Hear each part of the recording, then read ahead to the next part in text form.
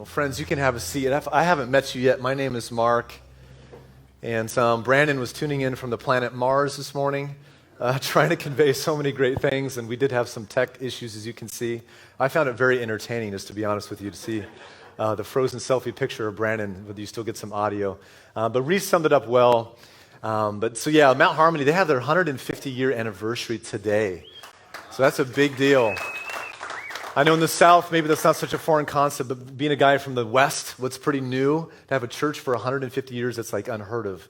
And so that's a big deal. So all the Wi-Fi signals are causing some issues. But you guys, I'm so thankful we're here today. And last week, too, if you've been here within the last 2 years, if you're pretty new at On Mission, the announcement I made last week and what I said on social media, there's so much more to that story.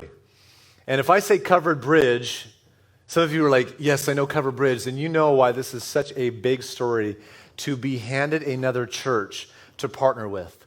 We've been here for I don't know how many years, I guess over 3 years, trying to figure out our own place. And one of our elders, Drew Ederle, I think he's here today somewhere. Hi, Drew, if you're here. Drew said a few weeks ago in one of our meetings, he said, Mark, I feel like we have been fishing and swimming at the same time. So we're out in this lake trying to be fishers of men, and we're going like this at the same time. It would be so nice if we finally get our own place we can call home and get to work. And so we got this information about 4 weeks ago from Pastor Frank, and he will be here later on. I want you to meet Pastor Frank. I do ask that you bow before him and kiss his feet. If you don't want to bow, just kiss his feet when he comes in. I don't know how that works, but I'm so excited for you to finally meet him if you have not met Frank before. What a humble man of God. It's just recognizing reality. And COVID times, there are a lot of churches closing their doors. A lot of pastors are resigning, and it's just so difficult to see a pastor say, hey, I'm going to resign, but why don't we find not just another pastor for our church, but why don't we get a whole other church to come in as well, in a beautiful facility that a lot of you know. And I know there's some pain. We were debating like the PTSD if we go back there, from what happened, the whole Exodus, as you guys walked out. Many of you were there for that morning. There was strife and division. I was on another planet at that time, so I was removed from that. But you guys, it's full circle for On Mission. And we do have Q&A, and I don't know if you want to stay. I feel like the A was dropped last week. You may not want to stay, but we just want to make sure to answer the questions that you have. Question for you this morning, as we dive into this last message in our series called Elevated Talks Volume 1, to be continued in the spring, is, friends, are you a person of integrity? Are you a person of integrity? So you imagine at your funeral, as people gather and have the eulogy and they talk about you and they're debating what to write in the tombstone. And by the way, it's pretty limited what goes on the tombstone unless you have a lot of money. Are you a person of integrity?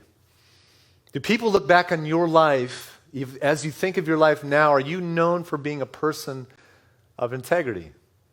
Well, maybe as you're trying to think about that, what others would say about you, let me define it. One definition goes like this. Integrity is the state of being whole. The state of being whole, not divided. Entire or undiminished. That's what it means to be a person of integrity, to have good character, good moral conduct. Well, some of you might be like, well, yeah, I'm a person of my word. I do what I say I'm going to do. And you think about a rope. Now, you use a rope for many different things in life.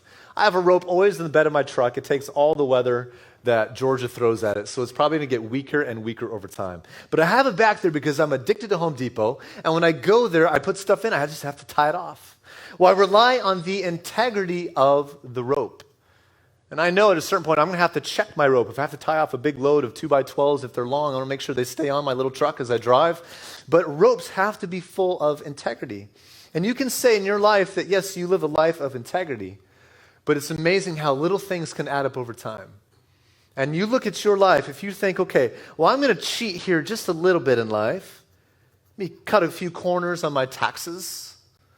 I'm going to say a few different things that maybe kind of paint a picture of who I'm not, but just to impress others, maybe on social media, to look at your glamorous life. You think about, well, all these things will add up over time. These little teeny, what I call little cuts, the things that we say, they're not exactly true. Now, it's one thing if you're using this rope to tie off some 2x12s. But this rope, imagine if this was going to be your lifeline rappelling off a cliff, 200 feet in the air. And you say, well, hey, it's kind of strong. I can still stretch it. But would you put your full body weight on this? Now you know it has little incisions in it going off a cliff. Would you put your whole body weight on this to suspend you over a cliff? Well, I think for most of us, the answer would be no, because the integrity is compromised with this rope. Yet a lot of us in our life, we live a life where we say certain things, and if we're not consistent, if we don't follow through, it kind of causes these little incisions, which it's really hard to trust us at that certain point in life. Well, friends, a lot of you know this, but I have noticed before that really trust is lost in miles and it's gained back in inches.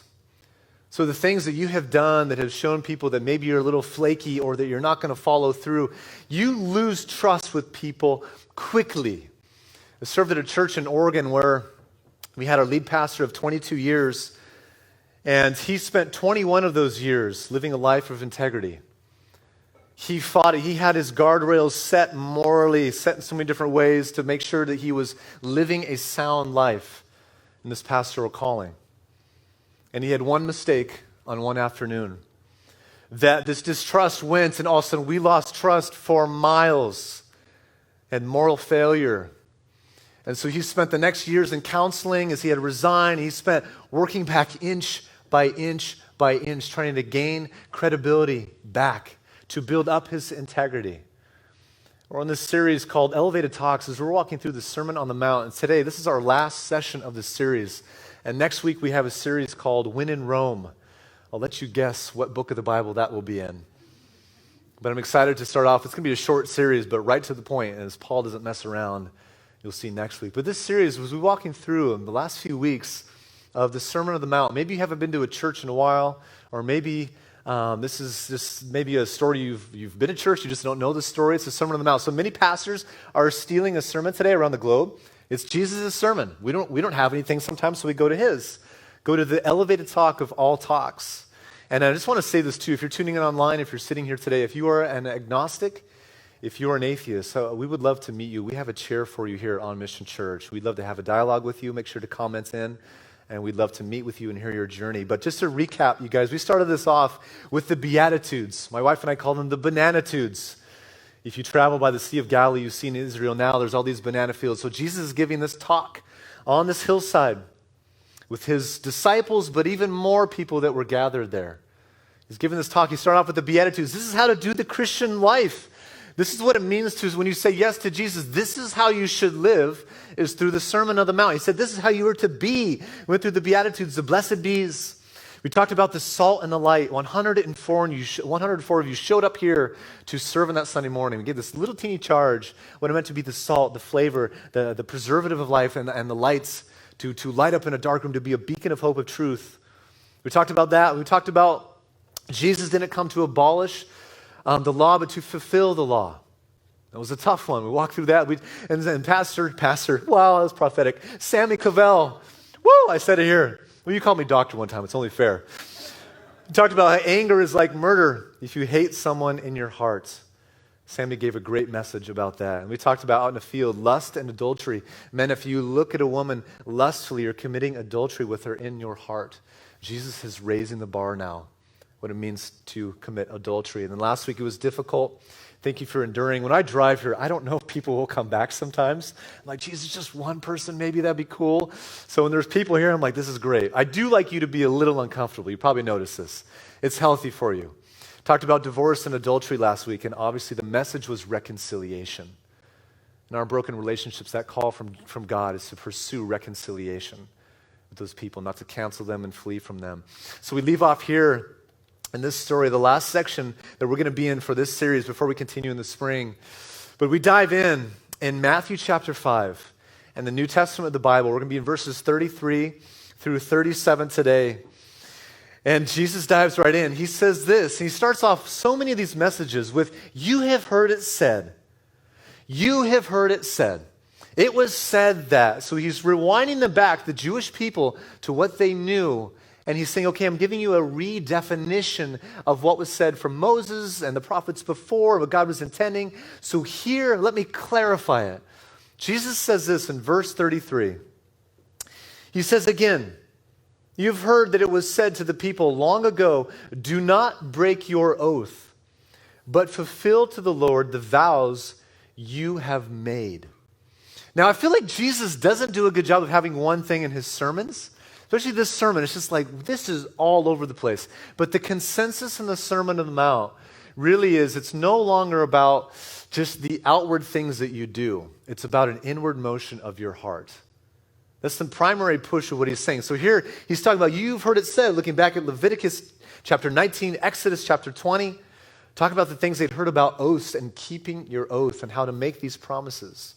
Now, Jesus talks about this issue of swearing an oath. This is not about bad language, just to clarify today. He's not talking about those kind of bombs. He's talking about a different thing in an oath.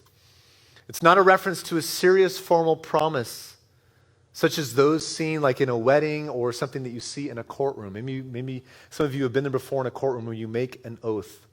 But what is he saying here? Verse 34, to give some more context. Jesus says this in verse 34. But I tell you, do not swear an oath at all, either by heaven, for it is God's throne, or by earth, for it is his footstool, or by Jerusalem, for it is the city of the great king. Verse 36 says, and do not swear by your head, for you cannot make even one hair white or black. The main premise of what he's talking about really is integrity. Integrity. And our one thing for you today, we'll go back to this. Our one thing for you is this. Let your integrity be your only credibility. Let your integrity be your only credibility. We're going to talk about what it means to just mean what you say. Later on, Jesus finishes this by saying, let your yes be your yes, let your no be no. And so we don't have to use some sort of big, massive promises and declare these certain things. He says, no, let your integrity be your only credibility. Now, finishing that with verse 36, Jesus essentially is saying that nothing is really ours. We don't own anything as humans on this earth. Even with our kids, and my wife and I we raise these three little girls, we look at them as like rentals. Like we have this short season to raise them as biblical understanding and Jesus loving worshipers. Like that's our primary responsibility with our girls. And then poof, they go off and they start their own families. And it's coming quicker than I want it to. They're growing up way too fast. Just stay as puppies. Like I love the tail wagging. Just stay there, please. You parents know exactly what I mean. Jesus is saying nothing is ours. Don't make a big promise towards heaven. Don't make a big promise towards anything on earth, the created things. Don't make these promises. Don't make a promise and say that anything is great, because nothing really is great aside from God. Everything is truly God's. So Jesus is referring this, as he looks back with them, he's referring to this ceremonial way in which the Jews took oaths.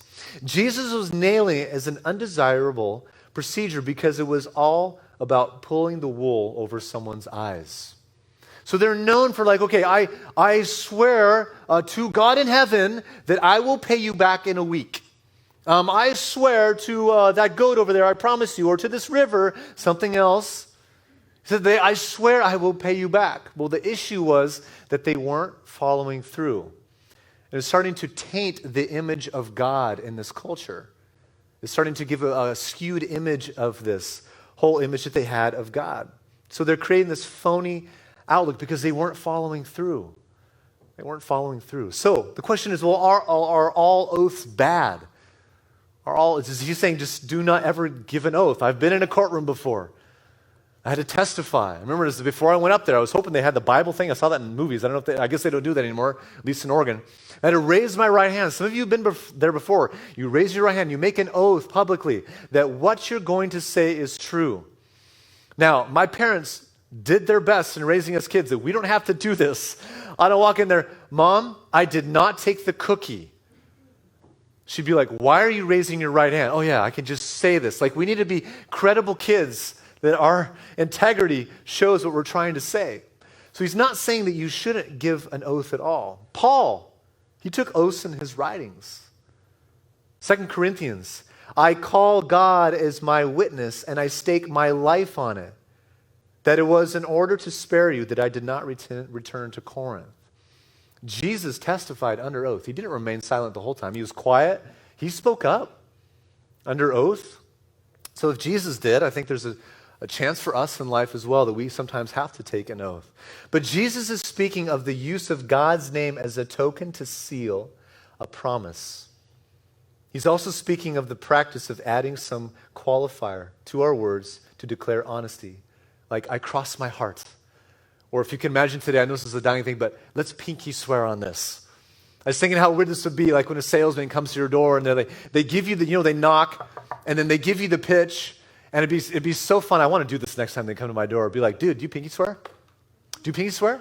Like, if you pinky swear, I'll get your Terminix bug exterminator thing. Yeah, I'll pinky swear. Like, we don't do that, right? Maybe kids do that. But in a way, it's saying, okay, we should not be swearing this in God's name if we're not going to have follow through. Well, today, this is interesting in our culture today because we generally just do not trust people. My wife and I go back and forth when it comes to salesmen. We have different philosophies. I look at them either as a soul for, I just want to talk about Jesus. I don't want to talk about cockroaches. I just want to talk about spiritual things. So usually within a few minutes we get there, but I know their agenda. Like, I know if you've gone car shopping, you know, and I know this when I walk into the lot. It's like the vultures are looking, and all of a sudden there's the prey, barely alive, and they know to circle. And I know their teaching and their strategy. So they walk over. Their goal is to get top dollar from me. My goal is to leave with a free vehicle. That's the ultimate goal, right? So I know that we're going to try to meet somewhere in the middle. And I know this. So my wife and I just have different philosophies. She comes to the door like, well, what are they selling? Oh, hold on. That sounds like a good deal. I'm like, no. They're trained to say the things. They want to be your friend, right? We don't trust people today because really, generations have changed. I remember back when the internet, I know I'm going to age myself a little bit this morning, but I'm looking around, I'm not the oldest one in the room. But back when the internet first started to blossom, I remember we had these screens, and all of a sudden you see these pop-up things. You have won something, and it's shiny and flashy. And people that didn't know how to navigate the internet, they're like, are you kidding? This is great. Click. Screen goes black, computer melts and drips on the floor. Then you realize you cannot just click on these things. There's always an asterisk, some sort of fine print. And now we're just starting to realize, okay, we cannot trust people anymore. My dad spent a career later on in his life in fighting white-collar crime, chasing down the people that are committing fraud and teaming up with different forces to capture these people that are cheating out, mainly a lot of times cheating out the elderly. They come from a generation where you would shake on it and your word was good. So when someone calls them and say, hey, we need this from you, or this has changed, we need this, or I'm in a desperate situation, or I'm fudging some things on these stockbroking things that my dad would hardly ever talk about. I didn't really know what my dad did. I just told my friends that he just killed people for a living. He's like a CIA. And they're like, cool. I'm like, yeah, that's not true, but that's what I thought he did. So the next generation that's coming up, it's hard to trust them. So we can no longer just shake on things. We can't just say our word is good. If we promise we're going to be there, does it mean we actually will be there? Well, friends, in a world of fake news today, I'm sure you all have seen this last year has been out of control. It's hard to know which news source to go to. And my friend Mark Agar told me once, he's a wise man, I listen to wise people. He said, if you are not paying for your news, then you're probably not getting the most accurate news. Because there is a competing force to get your eyeballs, to tell you what you want to know and spin a few things. Well, really, with the whole fake news concept, it really started with us. I look at the rise of social media, and I think about we had a friend in Eastern Europe. We used to live in Eastern Europe, and we helped starting a church over there. We went to these Roma camps. I've talked about these gypsy camps. And I remember this one guy, he had a social media account. So, they're in poverty. I mean, they make shacks out of, cardboard and tin, whatever they can find. They live in mud and just horrible conditions. But everybody had a nice phone. You probably see this before when you travel to places that are more poor. You usually see like a satellite. They all have a TV, or now they all have a phone, because that's the most important thing. But this guy had a social media account, and I kid you not, you go to his social media account, he's posing in front of these fancy cars with fancy clothes. And we know his life. He goes back to a shack. And social media has created this culture where we're promoting something that's not really true to life. And it causes comparison in cultures as well. And then we see the drop in credibility. Okay, what is really true? And then also integrity is compromised at that point as well. So this next generation, this is becoming a dying trend that our word is reliable. So Jesus is saying, if oaths that God intended to guarantee truthfulness in speech became the instruments of deceit, it is better to avoid oaths altogether. We shouldn't have to appeal to some higher standard. In the Ten Commandments, the second commandment says, do not take the Lord God's name in vain. Do not take his name in vain. We have a common misunderstanding of what this means. Today, a lot of people think, well, that's an OMG or a JC, and I stray away from saying those things because I have a high view of God. So I'm not going to drop those things because I have a full respect for God. I'm not just going to throw those things out there using in a profane way because I really love God. But what this means in this commandment is very misunderstood. Do not take the Lord's name in vain. It means do not do something in the name of Jesus. Don't tell people that you are a Christ follower.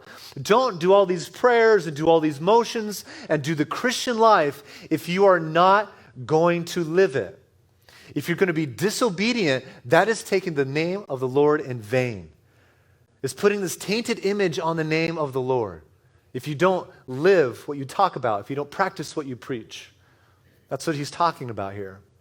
Because we know that Jesus is saying this. He's saying, okay, so we shouldn't make these promises to God and say all these declarations to him or use him for a reinforcement if we're not going to follow through. And friends, I'll say this, because God takes words very serious. I'll talk about this here in a little bit later on. But I'll say this. I look at in Matthew 7. These are words I don't want any of you here to hear someday. And our friends online as well, I don't want any of you to ever hear these. This would be my greatest nightmare for a church that I'm helping lead with a team. Matthew 7 says this, is Jesus will say someday to some people, he will say, I never knew you. Away from me. Get away from me. In the day of judgment, this will be proclaimed. Depart from me, some versions say, depart from me. I never knew you. You can spend your life telling people that you follow Jesus and you embrace Christianity and you do this American thing where we check the box and we think we have this get out of hell free card because we signed something or we felt something. He's saying no. Someday he might say, I never knew you. So friends, I hope this morning you know him and you have a relationship with him. It's interesting in the end of this, and it says here, in the end of verse 36, it talks about hair. He says you don't even know, you can't control your hair, the color, the black or the white of your hair. It was back then before they had the dyeing, cosmetic, salon things we have today. We can do temporary fixes, but what he's saying is we don't have control. Don't even swear by your own name. Like, hey, I promise in the name of me that I will follow through and pay you back this money. He's saying, don't do this. You don't even have control. And your head and your hairs are not even owned by you. It's owned by the Creator who determines the color of your hair or the lack of the hair for some of you. What's going to happen to your head? You don't have control. It just happens. It's what happens here in God's design and his foreknowledge. You have no control. He ends with this in verse 37. He says, all you need to say is simply yes or no. Yes or no. Anything beyond this comes from the evil one. Let your yes be yes. Let your no be no. Do you show people you have integrity? Let your integrity be your only credibility. Now, maybe some of you know someone, you just know that their word is good. Like I think about our elders here at our church. Like they are very high on integrity and credibility. If they say something, they're going to follow through. They are dedicated men of God, and they live this. But we don't see this from everyone. But we really do want to aim that our integrity will be our only credibility. Friends, words are very, very important to God. God takes words very serious. In the creation, we go back to Genesis. God spoke creation into existence. With his words, he put galaxies into motion. He had you and his thoughts back in the creation. God spoke all of this around us into existence. Jesus is the Word we see in John 1:1. He is the Word. He is the full and the final expression from God. We have the written expression and we have the living expression from God is Jesus. We call him the Word. He is the Word. The Word. God takes words very serious. When it says at the very end, it says It says anything beyond this comes from the evil one. We think it says, when it says from the evil one, it means to anything that goes beyond these words. Anything extends beyond this. Or if you take away from these words, God, he calls it evil. I think about Satan, his desire with evil and their forces is to seek and to destroy and to compromise on us and our integrity. That's his goal. And that will sooner or later, that will lead to some sort of separation between us and God, which leads to death. And think about if we put our life on this line, if we have a life of fractured integrity, how at some point this most likely will lead to separation or death. And that's why Jesus brings us back to this massive word of evil at the end. He says this, anything beyond this comes from the evil one. Well, last night I was texting with Tom Costello here at our church, and I like to be a man of my word. This is why I say no a lot, because I don't want to say yes to something and overcommit. I want to make sure if I do something, I do it well, I do it with quality. And Tom and I were texting last night, and he had something planned this coming week, and I finally started asking more questions. Tom could be a little bit vague sometimes. Let's just go do something. So I was asking questions, and I realized this was going to be a very big time commitment, more than I thought. And I'm looking at my calendar, I'm looking at my wife's eyes, I'm like, I can't do this. It was so hard for me to say, Tom, it's just not going to work, man. I'm really sorry. That was really hard for me. I went to bed last night bothered that I had to back out from something that I had said yes to. He said, it's okay, we can reschedule. I'm like, no, it's not okay. This is not me.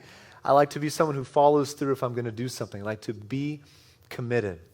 Well, culturally, friends, Americans sitting here today, in the United States of America. And we have people from different places of the world. We have some Puerto Rican friends here today. Woo! We have some people from other places in the world. But it is so different. I heard so many stories of people moving to the United States and hearing how difficult it is for them to adjust with you and with me. Because a lot of times we look at Americans are kind of like a peach. They're very soft on the outside, but once you get to the middle, it's really hard to get to know them. And you might look at German culture, you see them kind of as watermelons.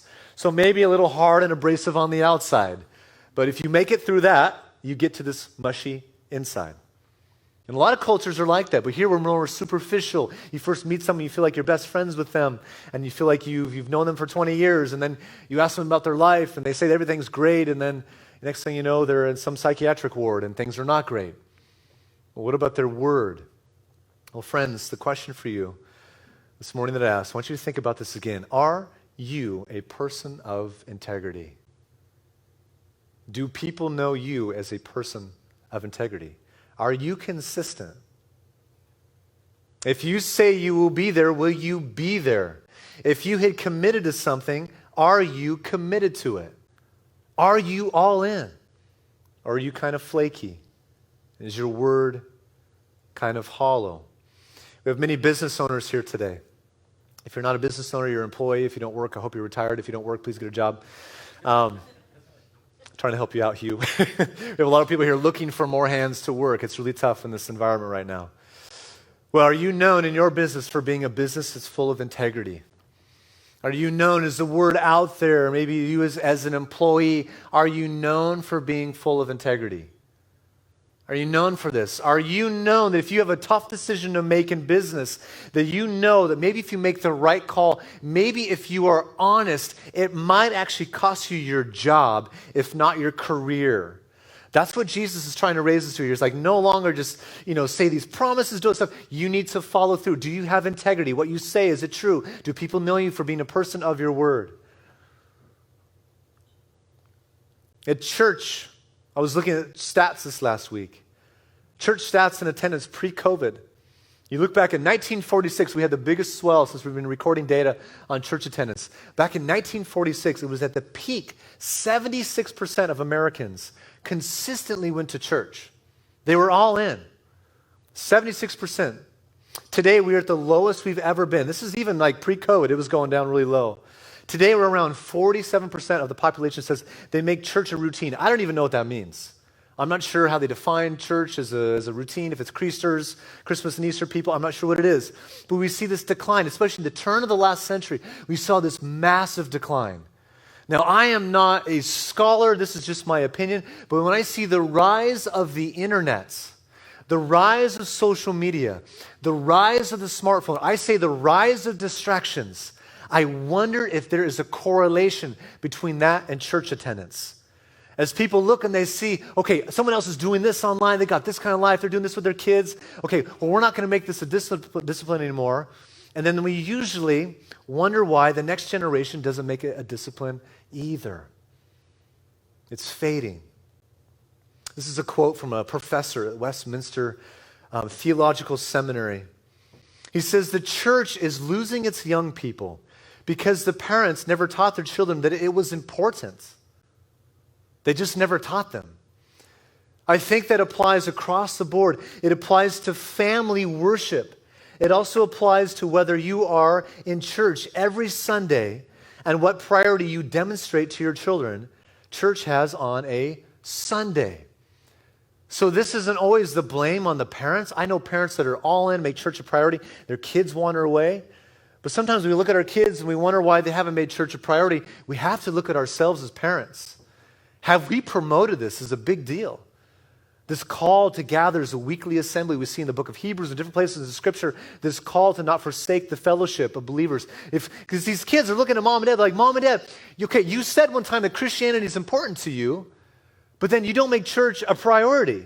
You don't make spiritual growth a priority. Well, kids are smarter than we realize. They're very observant, watching us. And they will celebrate what we celebrate. And if that is a ball, they will celebrate a ball. If it's spiritual growth and we go nuts for that, they will see that. And God willing, they will model that to their kids as well. Credibility. If something is important, do you actually live it? Well, friends, I want you to think back when you first said yes to Jesus. This morning, if you're a follower of Jesus, you think back to that moment where you gave your life to him. Maybe it was at a camp, maybe it was VBS, maybe it was watching Billy Graham at some sort of revival, or maybe it was online, maybe it was with a friend. You think back to that moment when you said yes to Jesus, and then maybe for some of you that fire has kind of faded. For whatever reason, you just don't have that same passion. Well, what is that? Why do we have this fade? Why is it something that moves on and we just don't feel it anymore? Well, friends, as we have the band play this morning, I want to give you a chance to sit and pray by yourself. We'll have some elders in the back. If you want to go pray with an elder to rekindle that flame, we would love to pray for you. If you have never given your life to Jesus, one who follows through with his promises, the promises of salvation, the promises peace, doesn't mean these personal promises, then we would love to pray with you as well. As the leaders of this church, we'll be in the back of the room. We'd love to pray with you. This morning, we have a big celebration coming up. Kathy Furr is going to get baptized here in a few minutes. And last week, I saw the emotion from all of you when we announced the big news that we got our own home as On Mission Church. And whatever reaction you had last week, I saw a lot of high fives. I was thinking, man, that was a service that I'll never see again where I talked about divorce and adultery and people walked out giving high fives and cheering. That does not happen very often in the church. Well, you got some good news, right? Well, this morning we think about what baptism is. And I want us to make a huge celebration for Kathy when she comes up out of that water. But friends, this time is for you. I just want you to pray. And if you want prayer from a church leader, we're in the back of the room. We would love to pray for you.